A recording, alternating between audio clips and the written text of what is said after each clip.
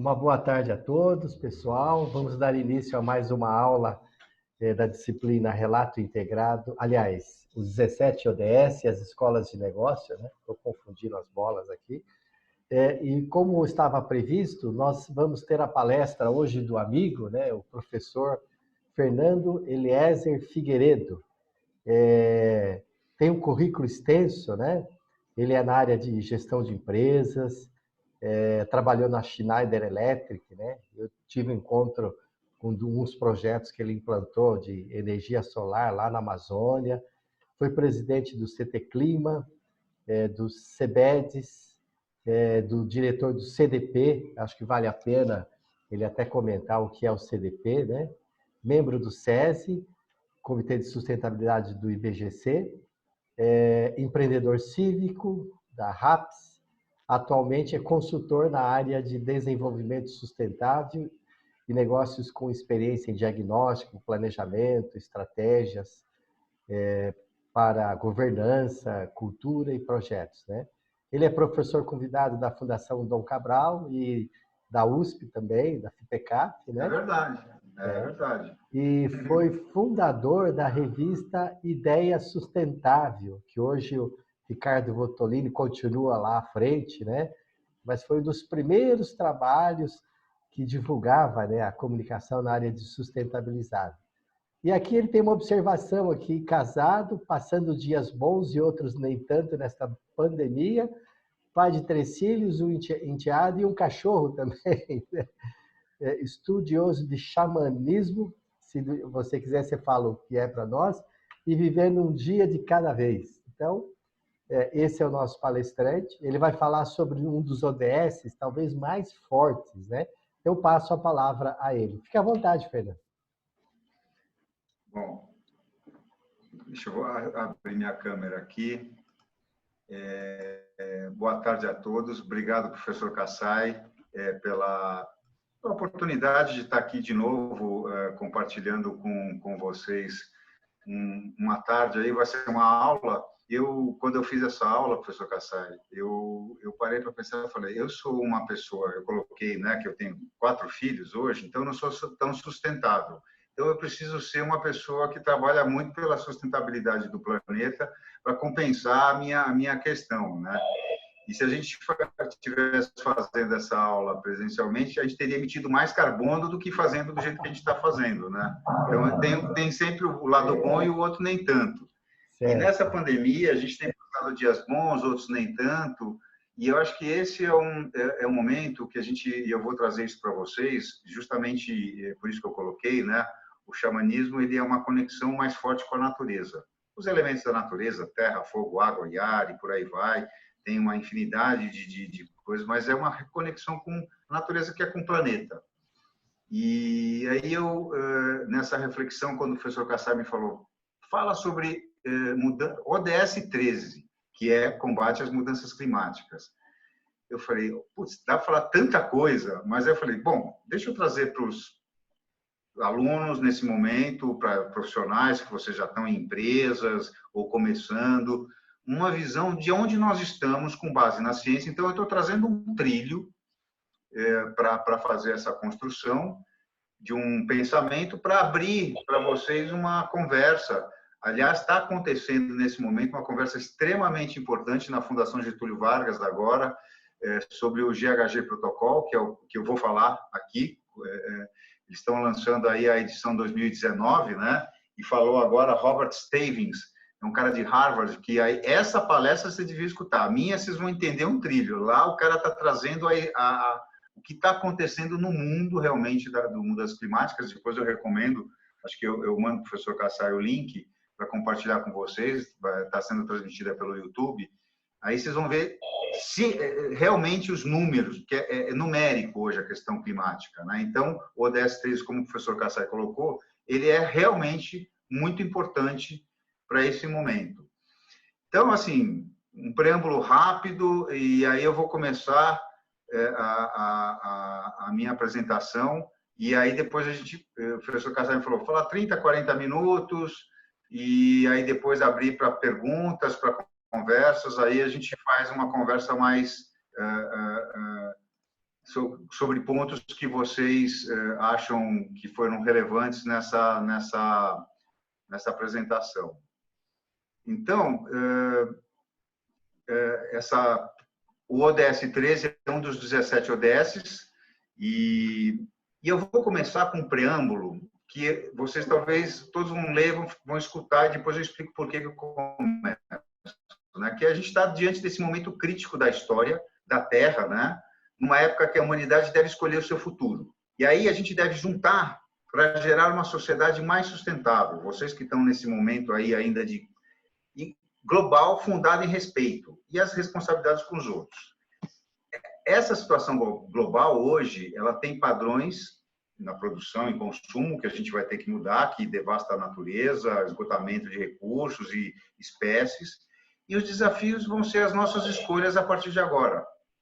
E esse cuidar da terra, como que a gente vai colocar isso de uma forma a não arriscar a destruição do que a gente está vivendo? E é isso que eu li para vocês, foi escrito há 28 anos atrás, e há 20 anos é a Carta da Terra, que todos devem ler, vai estar no link. É uma carta de 10 páginas que fala de toda uma ética global, que há 20 anos já se falava, então parece que eu li uma coisa que foi de agora, mas não é. É uma coisa que já estamos falando. Então, quem está em sustentabilidade há mais tempo já sabe disso. Por quê?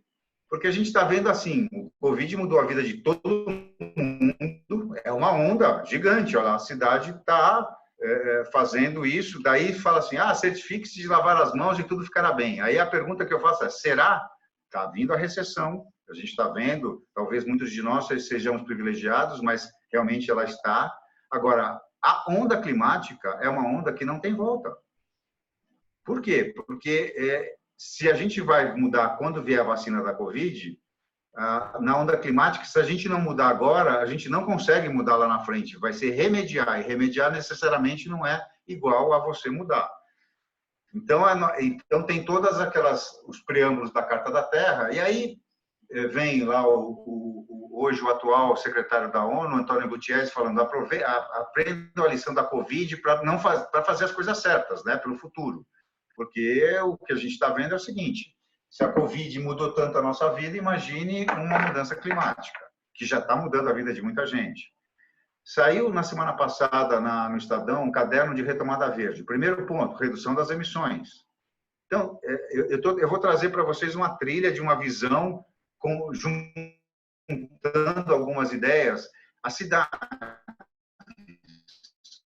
onde hoje tem fonte de emissões, cidades, que tem uma série de projetos.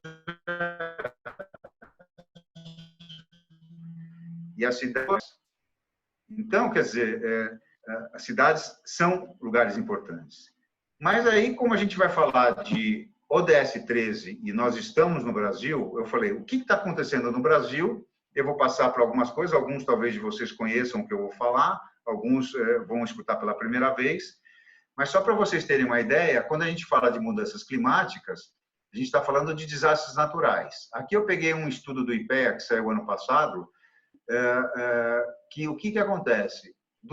A gente tem, nos últimos 10 anos, uma média de 1.000 eventos climáticos. Nos últimos 2010, 2018, né, que é o dado aqui, você já vê que já cresceram os eventos climáticos. E isso não é uma correlação simples. Então, você pega os estados onde tem, a grande maioria, são 34.000 eventos climáticos de 2003 a 2018. Aí você fala, quanto custa isso para o país, para os nossos bolsos, para nós que pagamos impostos, e que, além de tudo, são desviados. Então, você vê aqui, nas áreas do Norte e Nordeste, grandes eventos, Ceará, 3.200 eventos. Então, você vê, Paraíba, 4.051, Pernambuco, Piauí, mas você vê também no Sul, Rio Grande do Sul, Santa Catarina, muitos eventos climáticos. Então, você começa a ver o seguinte, os extremos do nosso país estão sendo afetados. Aí, eu vou passar muito rápido as metas do Acordo de Paris. O Brasil tem aí se comprometeu globalmente com os países de reduzir as emissões em 37% a nível de 2005 e 43% em 2030. O que equivale isso em toneladas de carbono? A gente hoje contribui com 1,92 gigatons, cair para 1,3 e 1,2. Então, as nossas emissões de 2005 foram 2,1, mas aí eu vou falar um pouco mais para frente. E aí tem todo vamos dizer, um desdobramento. Usar mais bioenergia sustentáveis, 45% da matriz ser renovável, apesar da nossa matriz já ser uma matriz limpa, ser mais renovável. Assegurar que 28% dentro do solar, eólica, biomassa. Você tem uma questão energética, né? Então o mundo é movido por energia. Então a questão energética é sempre muito forte quando você fala da correlação com emissões. Mas aqui o nosso país tem um forte, e a maior parte das nossas emissões vem do uso da terra. Então é você não alcançar a região amazônica, o desmatamento ilegal, quer dizer, hoje a gente está vendo queimadas em biomas de país, fora os desmandos do nosso governo, mas não é o caso aqui entrar, isso aqui são as metas, né? Restaurar 12 milhões de hectares. Então, tem toda vamos dizer, metas que a gente já sabe. As brasileiras, essa aqui é a curva, né? Elas já tiveram maiores até 2008, aí elas caíram, porque realmente tivemos aqui no Brasil uma série de ações. Isabela Teixeira, que foi a nossa ministra, teve uma série de ações positivas. O Brasil é um player, né, quando se fala de mudanças climáticas global.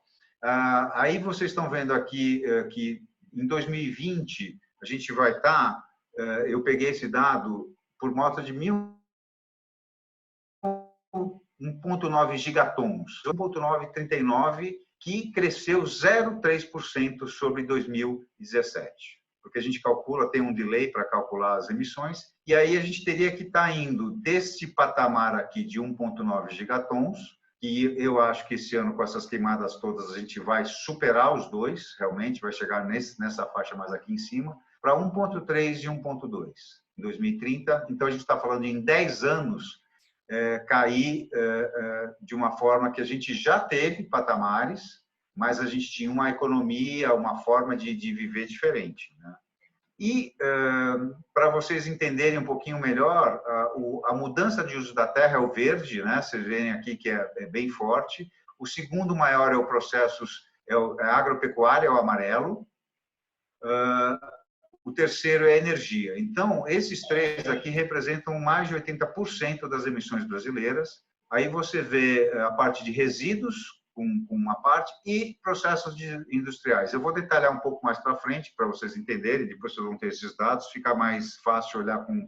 Isso tudo são dados que eu estou trazendo tudo, dados de pesquisas, de INPE, de científicos do IPCC, porque aí a gente começa a conversar sobre negócios, porque quando a gente fala de ODS, combate às mudanças climáticas, a gente tem que falar de negócios e países. Mas aqui eu estou dando o panorama para vocês dessa visão. Só para vocês entenderem, do total hoje de emissões do Brasil, né, 2018, que nós temos o dado atualizado, 44% foi de mudança de uso da terra, ou seja, desmatamento, pasto degradado, uma série de outras questões. A agropecuária foi 25%, porque o boi, como alguns devem saber, emite muito mais do que qualquer coisa, porque ele emite o metano, que é 21 vezes mais forte do que o CO2, então ele tem uma pegada muito forte, além de também mexer com o uso da terra.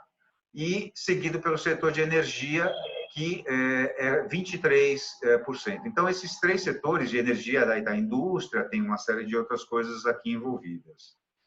E as emissões brasileiras para o setor, que eu acho que é interessante, a gente não tem muita ideia, né? Então, aqui, quando você fala em 44, você consegue ver que o saneamento básico também tem, produção de combustíveis é altíssima, transportes. Então, você começa a ver que existe toda uma forma de você medir. Quem olha, né? Metalurgia e cimento, se vocês verem, olha, são indústrias, né? E elas estão consideradas no inventário nacional. Então, você tem uma pegada grande. E residências, né? Que é onde nós vivemos, tem aqui uma parcela pequena, mas também está aqui contida dentro desse processo. Então, os inventários têm desvios padrões, tem hoje técnicas que eu também vou falar um pouco mais para frente, mas com todas essas emissões, o Brasil hoje é o 7º maior emissor do planeta, com 2,9% do total das emissões do planeta. Aí você fala, é pouco. A China, eu estava vendo agora o GHG, que realmente está interessante, a China emite 30% das emissões globais. E a questão global e as mudanças climáticas são globais. Não é um problema do Brasil, nem dos Estados Unidos, nem da França, é um problema de todos. Então, é por isso que, assim, mesmo sendo 2,9, nós somos o 7º. China e depois Estados Unidos, depois vem os países. E a Europa, como eu vou também falar um pouco mais para frente, está fazendo um movimento muito forte nessa questão. E aí, vamos entrar nos ODS, né? Os ODS, acho que vocês já assistiram algumas dos ODS. Eu estou trazendo uma visão do ODS puro e também de um contexto mais do momento da sustentabilidade nos negócios, porque eu acho que eles estão muito ligados, as empresas foram convidadas a fazer parte das ODS, né? E aí eu vou eu vou passar um vídeo, porque esse aqui é um outro formato de ODS, é rápido, mas foi o inventor desse vídeo, um dos CEOs que está fazendo todo um movimento global. Vocês estão escutando?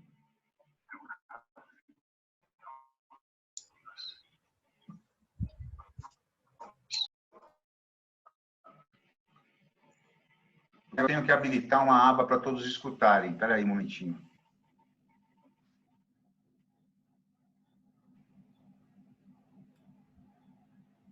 Mas vocês escutaram o começo ou não?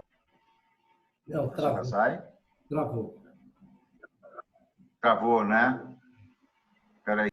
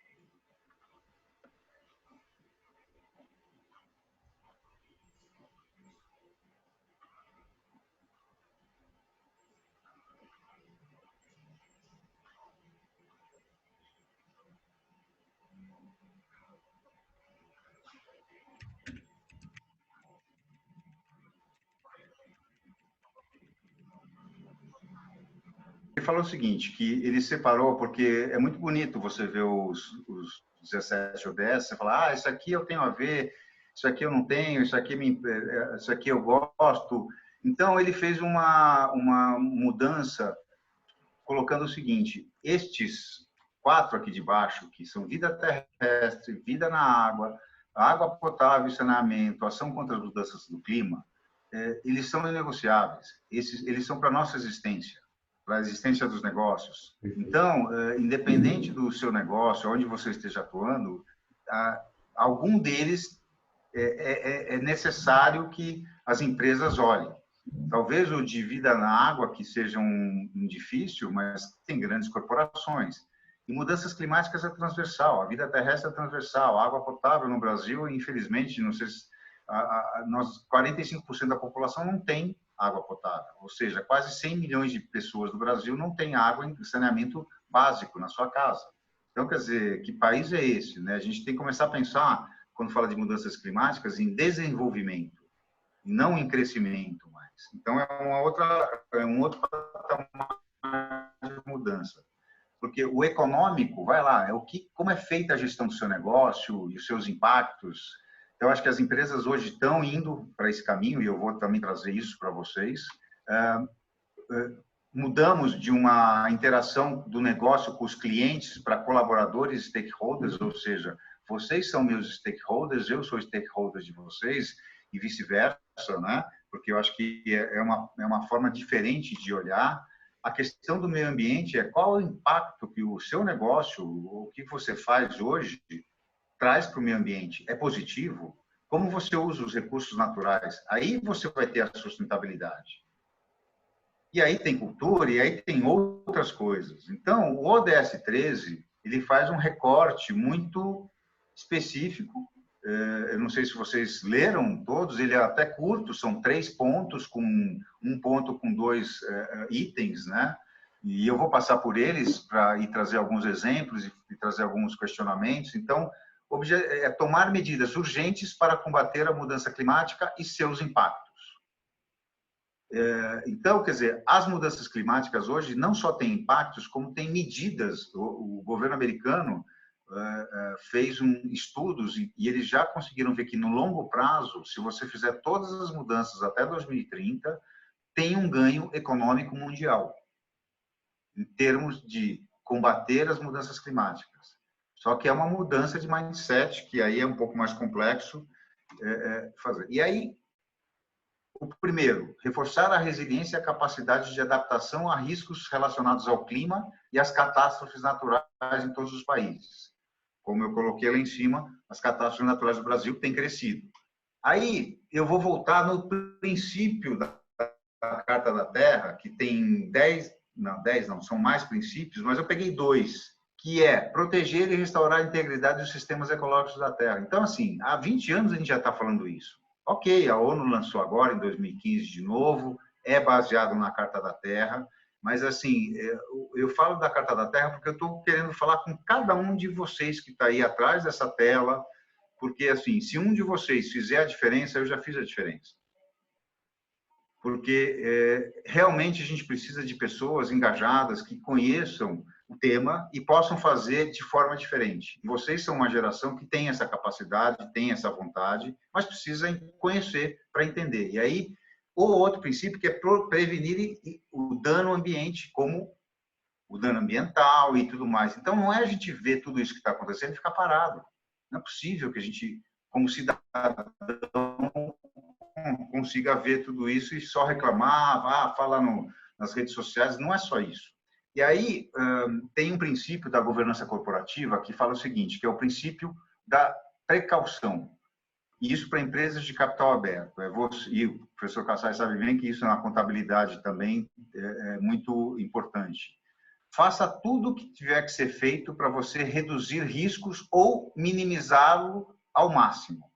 Se você fizer tudo e acontecer, você tem um risco de viver, de uma série de coisas. A gente não sabe como funciona as mudanças climáticas e a economia. Então, a gente tem hoje riscos envolvidos e a gente tem que tangibilizar.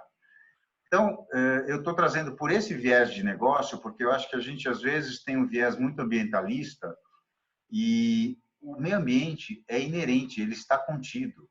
Só que a gente vive num mundo econômico, financeiro, que precisa entender que hoje o resultado que ele tem que apresentar não é só o econômico, é o econômico também, e ele tem que ser positivo, porque senão ele não vai dar nem o resultado ambiental positivo e o social positivo. Então, é o tripé da sustentabilidade que hoje as empresas, as organizações ou qualquer entidade que queira apresentar, é o caminho, apresentar quais os resultados que ela está dando. Aí vem o princípio. Aí eu faço uma pergunta. O que a sua empresa, né, a organização, tem feito nessa direção ou vai fazer? Então, assim, o que realmente nós estamos fazendo como pessoas físicas, porque no final do dia quem compõe uma empresa são pessoas, e essas pessoas, o que essas pessoas estão fazendo? O que realmente o meu presidente, no caso, ele não liga para isso, mas será que realmente ele tem todas as informações? E por aí vai. O 13.2 é o integrar medidas de mudança climática nas políticas, estratégias e planejamentos nacionais. Aí eu também vou trazer para o princípio 3 da Carta da Terra, que é construir sociedades democráticas que sejam justas, participativas, sustentáveis e pacíficas. Que esse é um grande desafio global, e acho que aqui no Brasil a gente teria todas as condições, mas realmente a participação do brasileiro, quando se fala de cidadania, de direitos e deveres, é um pouco aquém. Eu acho que a gente precisaria realmente fazer um trabalho de educação para a cidadania, mas talvez a sustentabilidade, essas questões como as mudanças climáticas possam ser um caminho. E já existem movimentos, então você não precisa fazer nada. Tem um movimento, por exemplo, do Pacto Empresarial pela Integridade contra a Corrupção do Instituto Ethos, que fala disso.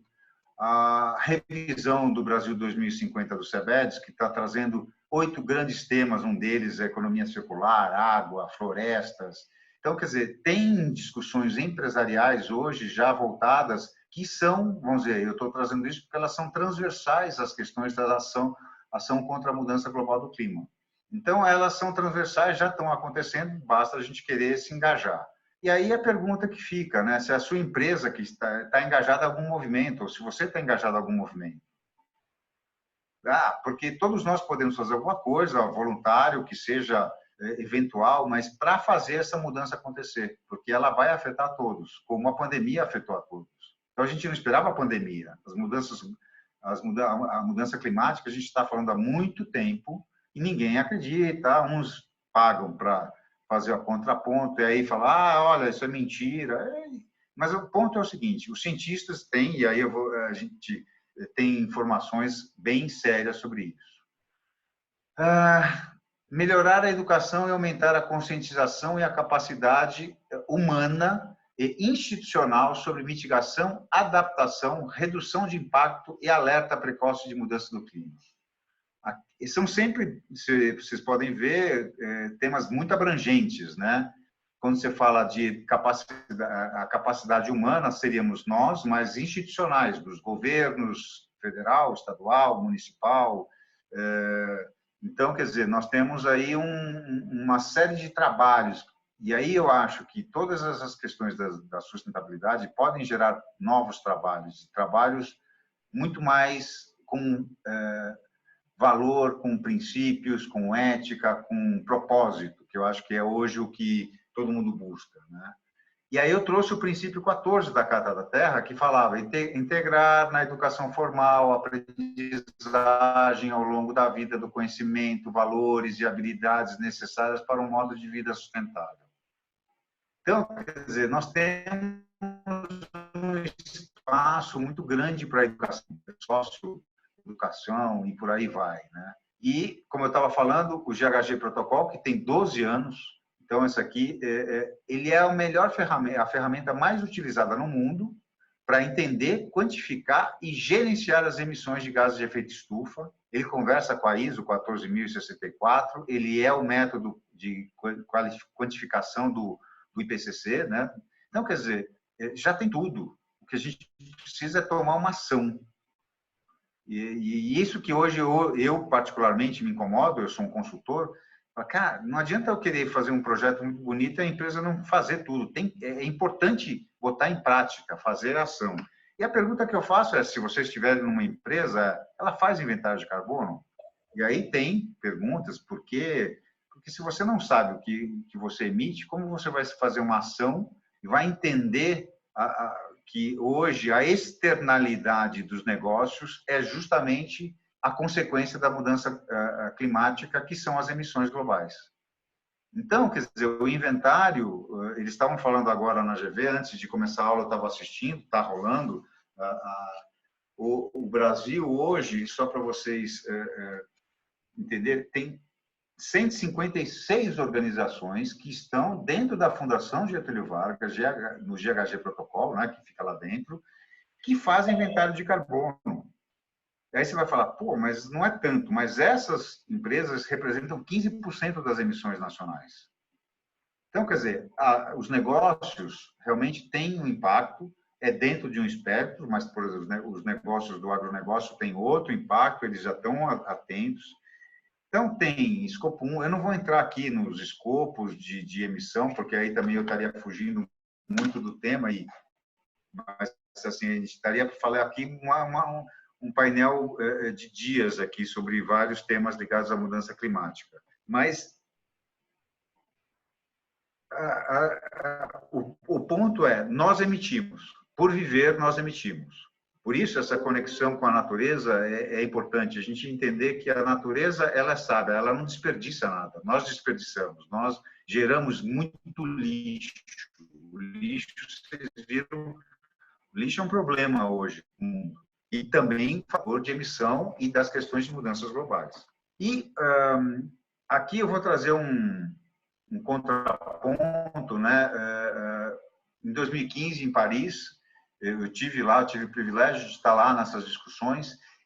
Falaram de criar um fundo de 100 bilhões de dólares em 2020, que infelizmente ele ainda não aconteceu de fato, mas para países desenvolvidos. Então, a Convenção das Quadras das Nações Unidas falou que ia mobilizar recursos para aportar em projetos de um fundo verde para o clima para todos os países. E o Brasil seria um grande privilegiado. Só que o nosso governo está seguindo um outro caminho, que seguiu o governo americano, e isso tem afetado. Porém, quem está fazendo um movimento muito forte nessa direção da mudança global do clima é a European Commission, né, a Comunidade Europeia, que lançou agora, em março deste ano, o European Green Deal, que, na verdade, ele lançou o ano passado, que é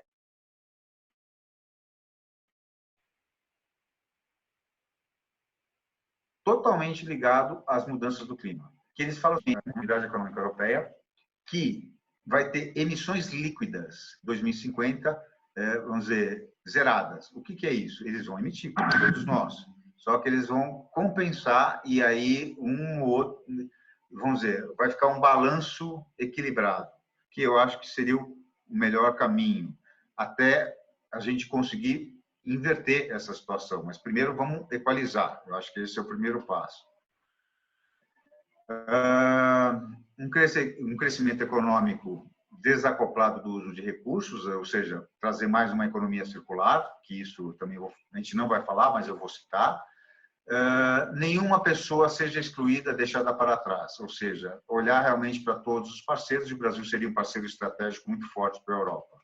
E que tudo isso vai ser baseado nas questões climáticas e ambientais, com oportunidades. E como a gente tem isso, nós temos oportunidades. E o último ponto relacionado à mudança do clima, à gestão eficaz nos países menos desenvolvidos, no caso nós, inclusive com foco em mulheres, jovens, comunidades locais e marginalizadas, como a gente tem visto aí uma série de movimentos, e aí tem lideranças de empresas, e eu acho que tem que ter, porque nós homens ficamos aí, chegamos onde nós estamos, então acho que o equilíbrio de gênero é fundamental hoje para que a gente tome decisões mais acertadas. Tem jovens políticos pelo clima, que é um movimento, e se vocês olharem depois com calma, aqui já tem tudo que a gente precisa fazer. A gente não tem que inventar nada. A gente tem que pegar, usar a inteligência e realmente abrir os trabalhos e frentes. Então, assim, não usar veneno. O Brasil é o país que mais consome, um dos países que mais consome veneno no mundo. Então, educação ambiental, planejamento inteligente e por aí vai. Então, estão aqui, são 24 as empresas, eu acho que elas têm que começar a se unir, as pessoas têm que se unir em prol de causas, de necessidades que nós temos, e as mudanças climáticas são uma dessas necessidades. E, por fim, reconhecer que esse quadro de cientistas, são 3.200 cientistas do mundo inteiro, esses caras são realmente, eles só publicam o que é consenso. O que são extremos de um lado e de outro, eles não publicam. Então, tem um critério muito sério, muito sério todo esse trabalho climático. E, para vocês terem uma ideia, a gente está hoje, base 2016, que foi essa missão, com 52 gigatons de toneladas emitidos. E, em 2030, pela pegada que a gente está indo, vai de 52 a 58 gigatons. enquanto a gente precisaria estar descendo para chegar em 1,5 grau, que eu falei lá em cima da COP de Paris.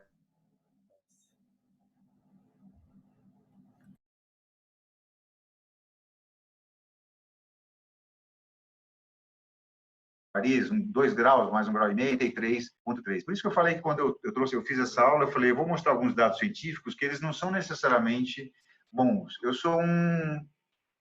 não sou nem otimista nem pessimista, eu sou simplesmente um ativista. Até lembrando o professor Kassai, nós fizemos um evento há 10 anos atrás sobre o relato integrado, e que o professor Kassai, o professor Nelson têm trabalhado muito fortemente aí na FEA e tem sido um grande processo. Então, quer dizer, mas, ao mesmo tempo, quando você mostra dados científicos, você olha e às vezes você fala, não sei se é tão otimista, mas a gente aprende pelo amor e pela dor. Aqui está sendo um pouco na dor para que a gente possa fazer com amor a mudança que a gente precisa. Eu acho que esse é talvez a mensagem que fica, né? E aí eu vou entrar justamente desse outro lado, que é o positivo. O mundo e o Brasil descobriu a sigla ESG, que é Environmental, Social and Governance, que é ambiental, social e governança. Que aí tem uma outra que é o EESG, que é o econômico, porque a gente vive no mundo econômico. Só que hoje, se você não tiver um resultado econômico, social e de governança, que seria o que a gente tem hoje, o mundo não vai seguir do jeito que está. Por isso que fizeram aquela campanha, não volte ao normal. Você viu, não sei se alguns viram os CEOs falando, não volte ao normal, volte de forma mais sustentável, e por aí vai. Porque tanto empresas que já estavam no movimento falaram, agora realmente a coisa vai entrar mais profundamente, mas mais do que isso, investidores começaram a falar. Então, lá em agosto de 2019, teve o Business Roundtable, que 500 CEOs do mundo, e foi nos Estados Unidos, falaram o seguinte, realmente, agora, o capitalismo não é mais do shareholder, né, que é o acionista. Isso é uma mudança e um drive diferente para a visão de negócios daqui para frente. Só que é uma mudança que está em processo. Não temos ainda. Temos muitas narrativas bonitas, mas ainda muito a ser feito para acontecer. Em Davos, que sempre nós que, vamos dizer, atuamos dentro desse ramo da mudança climática, buscamos sempre colocar as pautas em Davos. Nesse ano aqui, das 10 principais pautas, 8 foram ambientais, sendo climáticas várias. Então, quer dizer, realmente, eles fizeram um manifesto de uma outra forma, e em 2021, talvez o Davos seja chamado o New Grid, o novo grande reset. Porque eles acham que o mundo financeiro vai parar e vai começar de novo. E é isso que está acontecendo globalmente, em função do ODS 13, que são as mudanças climáticas. Então, o mundo financeiro está parando para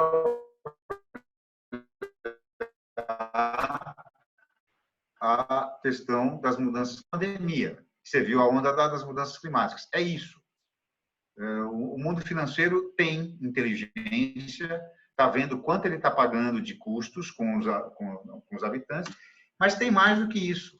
O Larry Fink, que é da BlackRock, que é o maior fundo de investimento em ações de empresas listadas do mundo, ele administra 7,3 trilhões de dólares.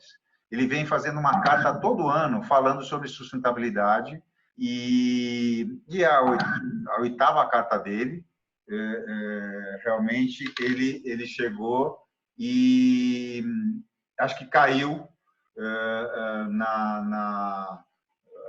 no momento certo, na hora certa, falando o seguinte, ele fala para os senhores, eu sou o responsável fiduciário por esses acionistas, milhares de acionistas, né?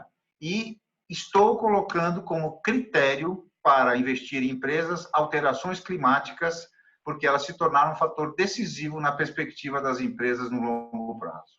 Então, e aí ele fala, estamos à beira de uma mudança estrutural nas finanças.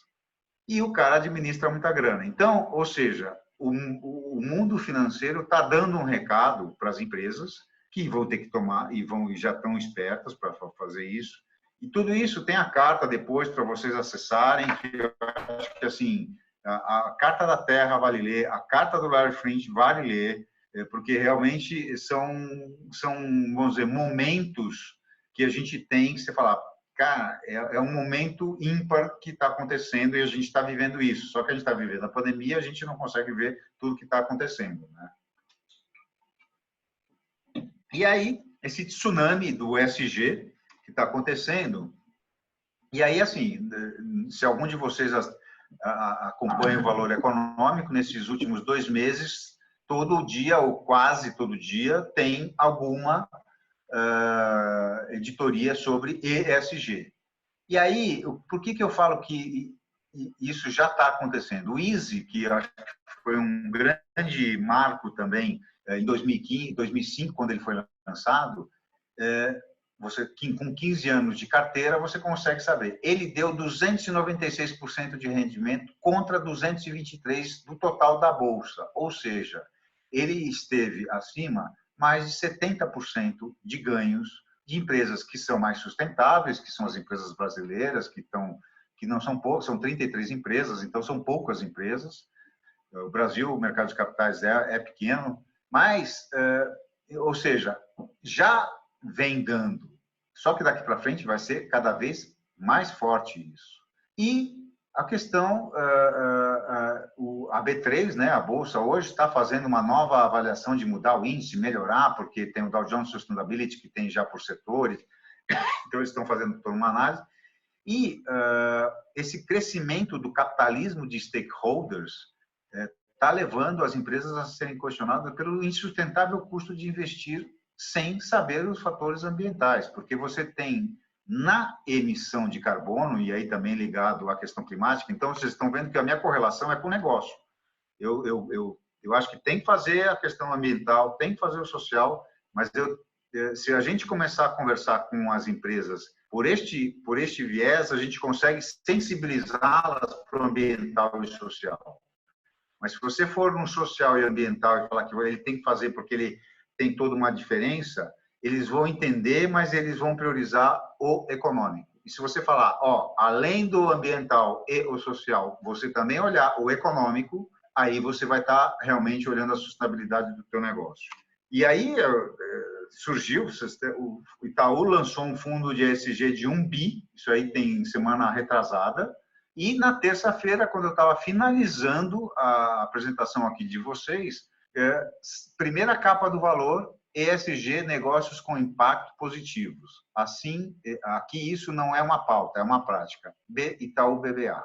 Primeira página do Valor. Quem trabalha com estabilidade tem uma hashtag de uma amiga minha que é assim, vivi para ver. Eu estou vivendo para ver isso aqui, entendeu? Eu estou há 24 anos já nesse empresas, em ONGs, eu já fiz, que nem o professor Kassai, muita coisa, ali no meu currículo não estava nenhuma parte, mas eu sou realmente uma pessoa que estou feliz de estar vendo esse movimento, só que eu ainda quero ver mais. Nós conhecemos. Conhecemos, a Sônia, né? É isso aí. E aí, existem milhões de outros temas que a gente pode falar, como economia circular, que acho que é um tema extremamente importante, mas que já fazem algumas coisas, não é reciclagem, é uma outra forma de pensar negócios. Tem cidades que eu comentei que tem smart cities, então tem muita coisa acontecendo em cidades, o ICLEI tem feito muita coisa, então tem realmente um desafio. Tem a cadeia de fornecedores, tudo isso que eu falei de emissões de carbono, se você não tiver a tua cadeia de valor envolvida, você não... Estou falando aí de uma empresa grande que tem fornecedores e tudo mais, porque no GHG agora eu consegui pegar esses dados, foram os últimos que eu peguei, das 153 empresas, só para vocês terem uma ideia, elas emitem 115 milhões de toneladas de CO2. As que inventaram, então, no inventário público, que vocês acessam e tem essa informação. O escopo 2, 64 milhões. O escopo 3, 602 milhões de toneladas. Ou seja, sempre a cadeia de fornecedores ela tem um escopo muito maior. Depois eu estou vendo aqui, eu vou mandar todas essas matérias, essa apresentação para o professor Kassai e vai compartilhar com vocês. Aí você tem o biodiversidade, que também, assim, nem falamos aqui, mas quanto mais perda, mais você emite. Tem um movimento muito interessante do capitalismo consciente, que ele fala muito de propósito, que muitas hoje startups estão entrando, mas eu acho que isso não é para startups, isso é para todas as empresas. Farmácia, padaria, todo mundo tinha que ter uma visão, porque ele tem uma orientação para stakeholders, uma liderança consciente com uma cultura consciente. Então, assim, não é ganhar dinheiro, ganhar dinheiro por ganhar dinheiro, é ganhar dinheiro para fazer o bem, para trazer resultados para todos. E a precificação de carbono, que nessa aula que vocês vão receber o link, aí esse cara vai trazer o estado da arte do que está se falando de carbono, mas só para vocês terem uma ideia, já existem 51 preços nacionais de carbono pelo mundo, 25 de mercado, 26 de tributos. Então, assim, Chile, Colômbia já estão tributando setores mais emissores em $5. Então, já existem aqui dos nossos vizinhos, a Comunidade Econômica Europeia, e esse mercado já representa 25% das emissões mundiais. Então, já está rolando. Então, a gente está aqui no Brasil com grandes discussões, tem PNR, tem muita coisa acontecendo, mas e já movimenta 82 bilhões de dólares. Então, a gente está falando assim, negócio. Tudo isso que a gente está falando, mudanças climáticas, combate às mudanças climáticas, tem negócios por trás. E são negócios da nova era. Tem as empresas B, que acho que hoje a Natura é um ícone, né? Ela se transformou numa empresa B, que é uma B Corp. Ser B Corp é assim, como se fosse um certificado. Como não? É um certificado, mas assim, você muda ou o estatuto da sua empresa, que você coloca aqui, você vai apresentar resultados econômicos, ambientais e sociais. Então, estatutariamente, você vai apresentar esses resultados e aí você muda a empresa inteira. E eu acho que esse também é um movimento que veio para ficar. A Danone está se tornando globalmente uma empresa B e tem hoje no Brasil mais de 450 empresas B. Eu acompanhei desde o começo, tem no mundo inteiro. É um movimento que tem muito startup, mas tem muita empresa grande entrando e isso faz toda a diferença. Inovação, eu acho assim, falar de sustentabilidade, falar de mudanças climáticas sem inovação, a gente também vai estar falando. Então, assim, eu fiz uma trilha, um pequeno caminho para mostrar para vocês, assim, o que é o combate das mudanças climáticas de uma forma, talvez, assim, ampla, porém, assim, bem focada em como que a gente vai lidar com isso, se a gente for pensar em FEA, né, Faculdade de Economia, Administração, Contabilidade, a gente tem que olhar como negócio. Claro que o ambiental e o social estão contidos e são importantes as pessoas que estão fazendo esse processo, mas a gente tem que olhar isso de um ponto de vista de negócio para fazer essa mudança. E aí, voltando para os cientistas, o que os cientistas têm de unanimidade para a gente conseguir atingir os 2 graus? Uso mais eficiente de energia, que é o grande ponto, né, que a gente tem, energia de baixo carbono ou sem carbono, que é esse movimento que está acontecendo do solar, do eólico e outros que estão surgindo, a melhoria dos sumidouros, né, da onde emite, então, reduzir desmatamento, manejo mais sustentável, reflorestamento, uso de bioenergia, com captura e armazenamento de CO2, então, e principalmente que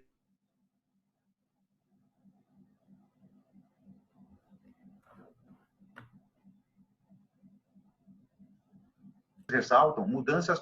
É assim, cada um de nós, no final do dia, que vai saber como que vai fazer, vai mudar, ou se vai ou se não quer. Se não quer, você tem consciência e não muda, você não está mudando. Você não está consciente, você simplesmente está tendo informação. E quando a gente tem essa informação, a gente começa a refletir um pouco mais. Esse dado eu peguei até com o professor Kassai compartilhou. Em 87, quando foi pela primeira vez cunhada a palavra sustentabilidade no Brundtland, a gente, em 19 de dezembro, esse gráfico ele fala o seguinte: lá em 87, a Terra tem uma capacidade de renovação dos seus recursos naturais. Em 87, quando foi cunhada a primeira vez a palavra sustentabilidade, a gente já tinha 12 dias que a gente não conseguia repor do que a gente... Em 2019, a gente ficou 1º de julho, ou seja, o segundo, a gente não tem 6 meses de capacidade de regeneração do planeta. Com a pandemia, em 2020, a gente ganhou 40 dias. Talvez ganhe um pouquinho mais, mas isso é nada. A gente tem que começar a mudar, porque a Terra é uma só, são um só. Se a gente continuar consumindo, e aí tem a ver também com mudanças climáticas, porque quando você consome recursos, você emite, você não vai chegar.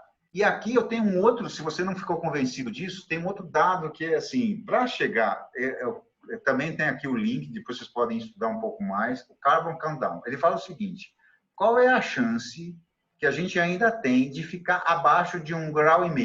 Eu vou começar com os 33%, a gente tem 33% de chance de ficar abaixo de 1,5 grau se fizer tudo o que tiver que fazer. Nós temos 15,3 anos para fazer isso.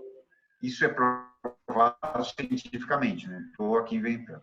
Vamos falar de 50% de chance para chegar em 2 graus, só que aí muitas ilhas do Pacífico vão sumir.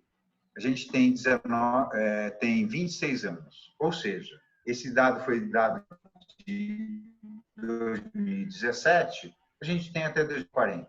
Então, esses próximos 10 anos, 2020 a 2030, vão ser 10 anos muito importantes para questões das mudanças climáticas e das ações que vão ser feitas em todos os sentidos, empresariais, governamentais, pessoais, para que a gente possa mudar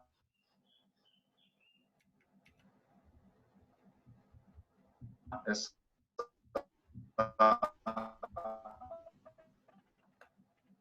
forma de impacto que pode ter advindo das questões climáticas com a biodiversidade.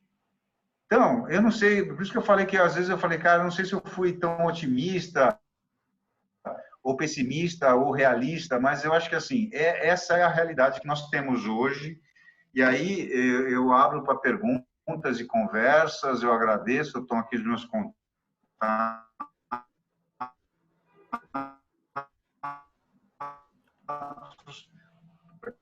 que a gente possa fazer uma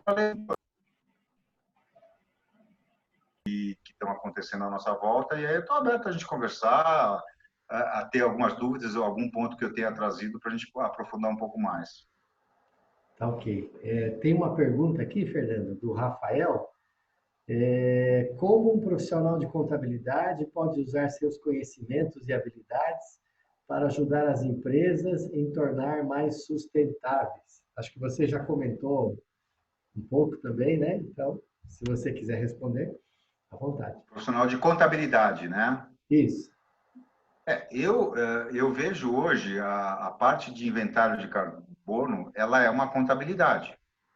Você faz numa planilha de Excel controles de emissão, o pessoal vai para casa, anda tantos quilômetros e de volta, vai de carro, a etanol, tem uma contabilidade, você contabiliza e soma. Então, eu vejo que a parte financeira vai incorporar essa questão, na minha visão, num longo prazo, trazer isso como uma forma, já está, né, uma métrica, mas para contabilizar o valuation das empresas, eu acho que tem que falar com valoração, porque tanto ela pode ser positiva quanto negativa. Então, a contabilidade tem essa, vamos dizer, característica de você tangibilizar no econômico e no passivo ou no ativo da empresa a questão. Ainda não está, mas eu vejo como um futuro, acho que esse aprofundamento no processo. professor Kassai, talvez na SASB já estejam mais avançados ainda nessa discussão, né? Mais perguntas? Eu vi você falando que são 33 ESGs no Brasil hoje, é isso? Empresas 33? Empresas com certificação ESG, você falou? Environmental... Não. Eu não sei se eu confundi. Hoje, o inventário de carbono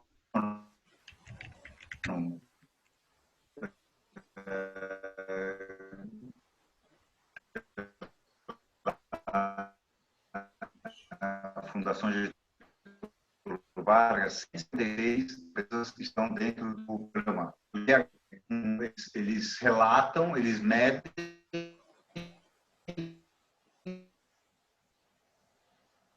e relatam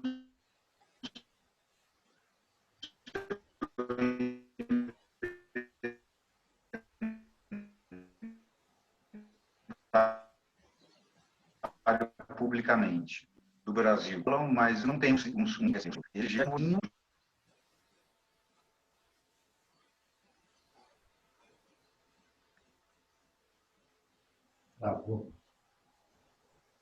voltei.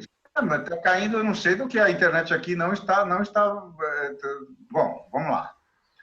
Desculpa, André, você estava perguntando do ESG, né? Isso. Então, ESG é como as empresas vão estar, vamos dizer, fazendo um movimento para apresentar os seus resultados econômicos, ambientais e de governança, né, que seriam os sociais também envolvidos. Então, tem muitos movimentos, como as empresas B e o próprio GRI, que está fazendo esse movimento para que a discussão seja mais aprofundada. Tá, entendi. Legal. Mas, assim, não tem uma certificadora disso, assim? Tá no mercado ainda. Tá, entendi. Não. Beleza. Valeu, obrigado. Nada. Mais perguntas? Só enquanto próxima pessoa vai perguntar, essa palestra de mudanças climáticas, eu já tive muitos amigos, acho que o Fernando não está ouvindo, aí está. Muitos amigos que vieram dar essa palestra, né? Desde assim, meteorologistas, é isso, né? Químicos, físicos, por exemplo, o Carlos Nobre já nos prestigiou, né? Mas de todos eles, eu acho que o Fernando, não sei se ele tem consciência disso, pelo menos na minha opinião, ele é um dos que consegue deixar mais claro. Então, você pega, por exemplo, um meteorologista, ele vai a nível de átomo, de um químico, né? Ou um biólogo. Mas o Fernando, eu sempre me admirei por ele conseguir simplificar, né? E mostrar uma visão prática, né? Então, parabéns aí. Né? Mais alguma pergunta? Temos alguns minutinhos ainda. Eu acho que, assim, não é uma visão prática, professor Kassai. Eu acho que a gente tem... Eu trabalho com essa questão de consultoria de negócios, de olhar para... A hora que a gente lê um relatório, a gente sabe se a empresa está falando que é sustentável ou se ela é sustentável. E aí, esse processo é um processo assim... O propósito da empresa hoje, junto com as ações, elas precisam estar muito alinhados. Eu acho que o relato que a empresa faz vai mudar muito daqui para frente. Certo. Porque você falar só que você é bonitinho, que você... eu faço o ODS 13, eu faço o 2, o 5, o 10, o 17... Olha, eu cubro 8 ODS, não dá para cobrir os 17. Mas o que realmente você está trazendo de resultado para o negócio? Porque, senão, não estou aqui falando que... Se você não tiver o resultado econômico, como que você vai fazer um resultado ambiental e social junto acontecer? Porque eles são muito ligados um com os outros. Não é você só alocar lá, pega um budget e vamos ajudar uma série de crianças. É válido? É válido. Só que eu acho que daqui para frente, aí a contabilidade, todos esses critérios internacionais do IFRS e outros, assim, tangibiliza no risco e na oportunidade de negócios. Perfeito. Então, mais alguém? Eu acho que não, né? Então, já estamos também no final do tempo. Então, vamos dar por encerrado esta brilhante palestra. Muito obrigado ao Fernando, né? E a todos vocês que estão aí prestigiando a disciplina. E até a próxima aula, então. Muito obrigado a todos. Obrigado, Fernando. Obrigado a você.